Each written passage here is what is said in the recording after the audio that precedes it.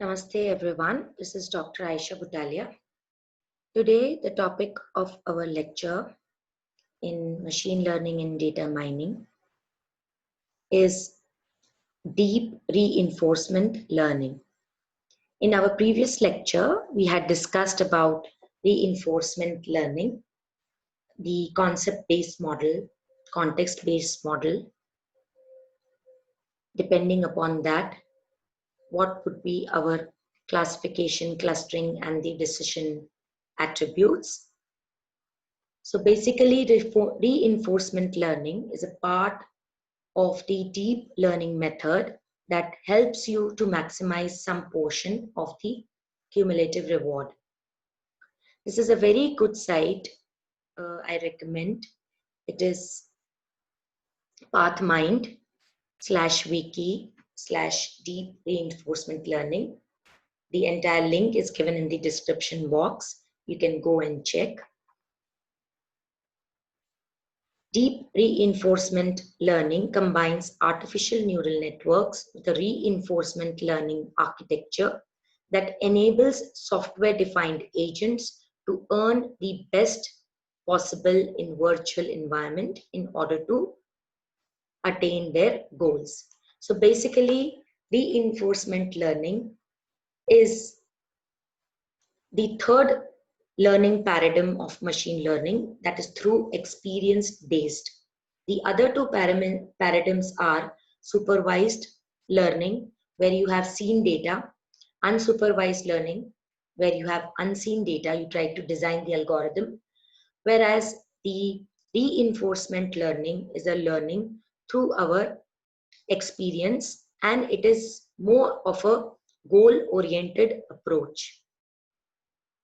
So it unites deep reinforcement learning. What it does, it unites function, approximation, and target optimization, mapping state action pairs to expected rewards. So it manipulates what is the expected outcome in the term of mapping it using optimization techniques in the form of state and action pairs. So, in our previous lecture, we had discussed that for reinforcement learning, we had used artificial neural network. As for the prediction model, history-based approach, we had used the rough set approach. So, as said earlier, reinforcement learning refers to a goal-oriented algorithms which learn how to attain a complex objective or to maximize along a particular dimension over many steps. For example, they can maximize the points won in a game over many moves. Reinforcement learning algorithms can start from a blank state, and under the right conditions, they achieve superhuman performance, making the machine more intelligent. Okay, so reinforcement algorithms that incorporate deep neural networks can beat human experts playing numeric video games. So just to make it simple, reinforcement learning is an experience-based learning, and deep reinforcement learning is nothing but deep neural networks. Because as said earlier, we had used artificial neural networks. So more going into deep. Deep artificial, deep neural networks here means you are going to increase the layers of the network. In the lecture when we had discussed about the different techniques used in data mining and machine learning algorithms, we had discussed about the multi-layer approach, feed-forward approach of neural networks, right? So the more layers you add on to your black box, the more deeper the neural network architecture becomes. And the more the layers, the more deep. So that is meaning deep neural networks as simple as more the number of layers in your ANN system. So you can go through the site where all the definitions related to reinforcement learning are given. I found this site very useful. So you can go through these.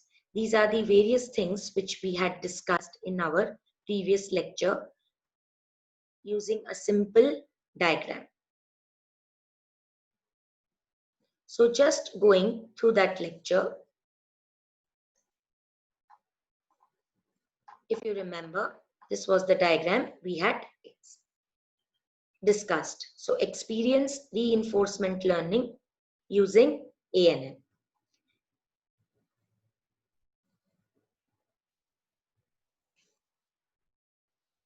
So now machine learning basically involves a lot of steps or processes which may have to be involved in order dealing with complex scenarios. So deep reinforcement learning helps us, okay, to handle the complex scenarios where the number of inputs, their variants have to be considered for final decision making. The general steps are as follows, but it may modify as per your case study. But this is the general guidelines. Let's have a look. The raw data called as the training set. So in research methodology, you might have learned about different sampling techniques. So the more appropriate your samples are, the more appropriate your training goes. Also, that is known as raw data. But it looks quite simple. But to even find out or finalize your raw data, you should understand the sampling techniques. So we have a different lecture on research methodology sampling techniques. There are more than 15 sampling techniques. You need to identify which sampling technique or maybe combination of sampling techniques you need to incorporate for your particular project. So converting that raw data training set into knowledge. Train the system through learning. For example, if you have a sentiment-based system, you need to input your model with the facial features in order to incorporate that which facial features will be related to which sentiment. Okay, as discussed earlier, if it's a smile face, obviously your lips will expand, right? If you have a disgust or a sad face, your lips will contract. Similarly, your eyebrows also change as per your sentiments and emotions. There is a difference between emotion and sentiments. Sentiments are seen and stable emotions, whereas uh, sentiments are unseen emotions, right? So if a person is crying, these are emotions which are seen, but the sentiment on basis of crying can be out of happiness, okay, out of fear, out of certain memory, or maybe out of some sad gesture. Okay, so depending upon the context, you have to classify your emotions and sentiments. So these are called as the environment variables. So environment variables are very important as far as reinforcement learning. So I can more generalize it as when you are having consideration on the environment variables, then the reinforcement learning comes into picture.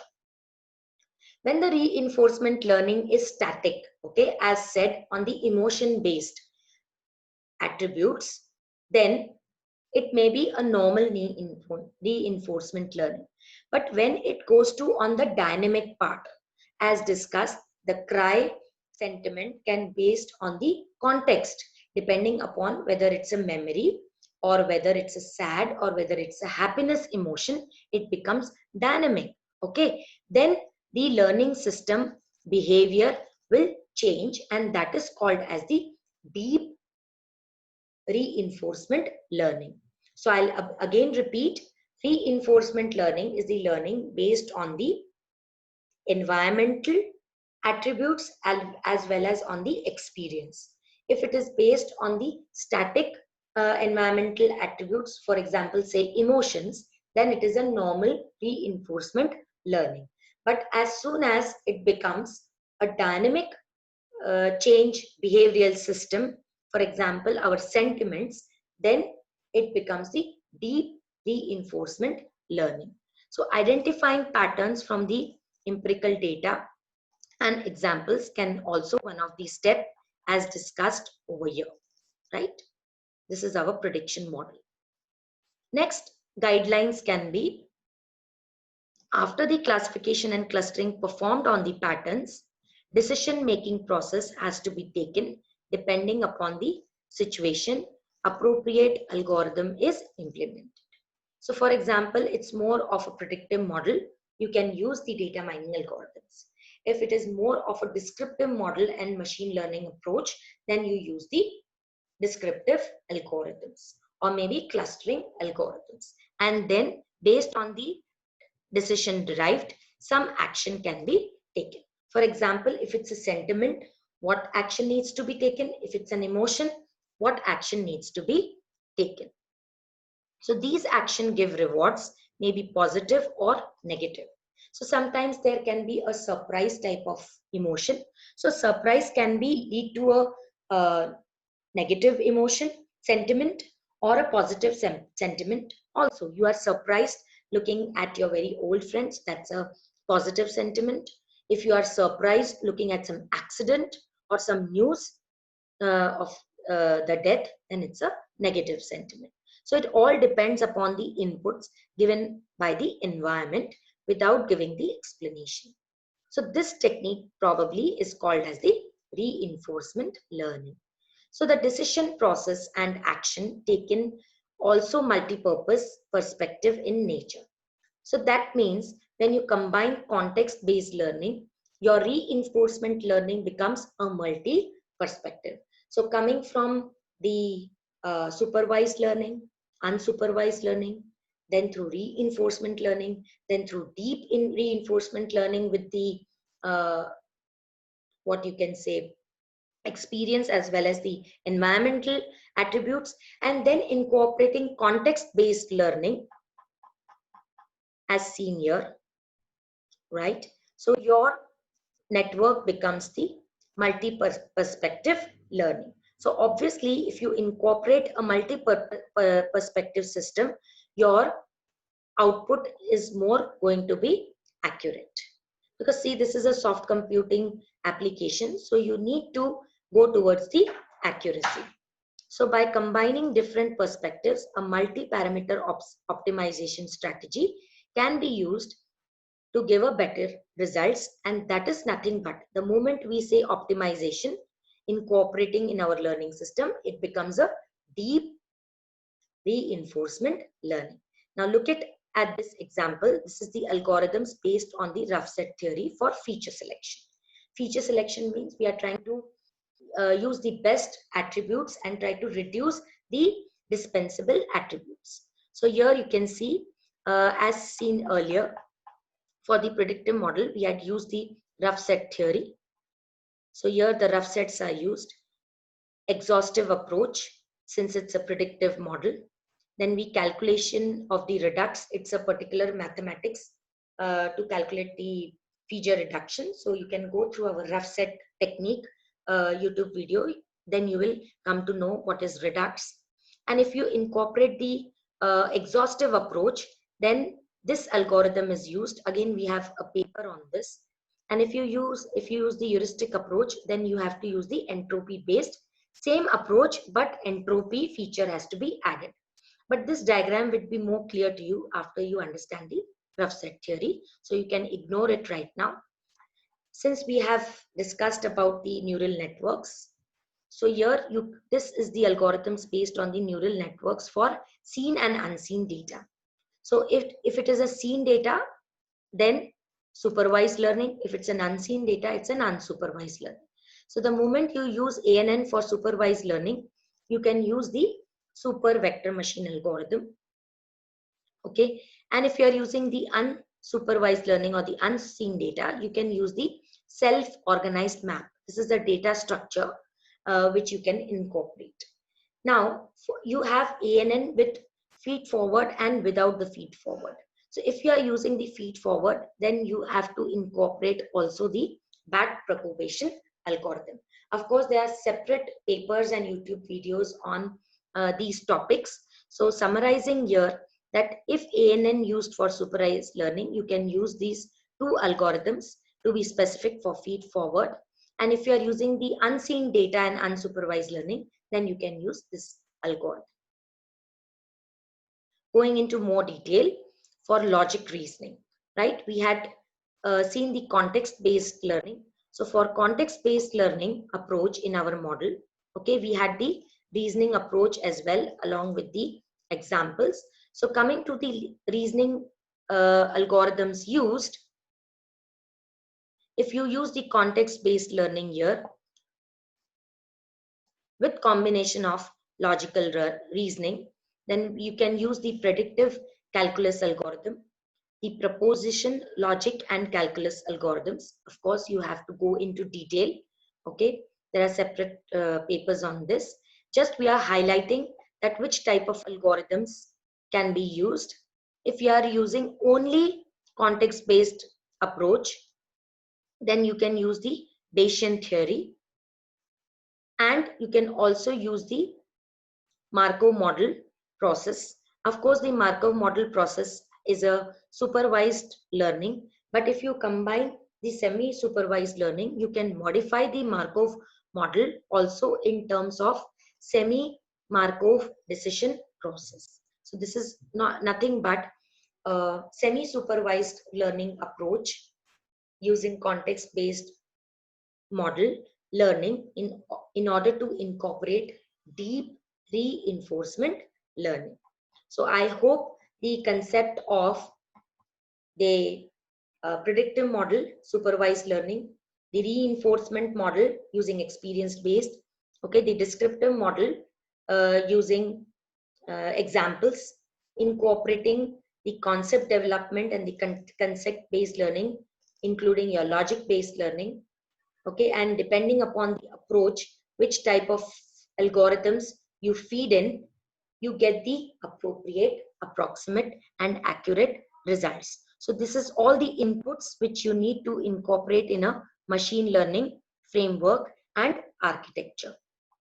So we'll stop here. If you have any doubts, this is the research paper which is in continuation of our previous lecture of reinforcement learning in machine learning.